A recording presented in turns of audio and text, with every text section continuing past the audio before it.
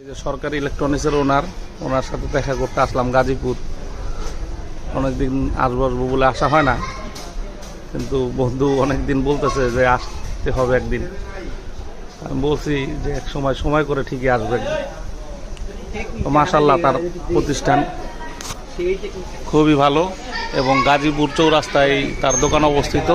এখানে সকল ধরনের আইপিএস ঘড়ি এগুলা পাওয়া যায়। যাদের লাগবে তার সাথে যোগাযোগ করবেন এবং সে খুব ভালো মানুষ।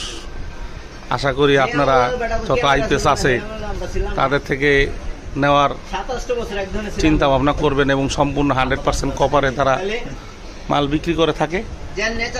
এবং এই হইল মালিক, তার সাথে যোগাযোগ করবেন।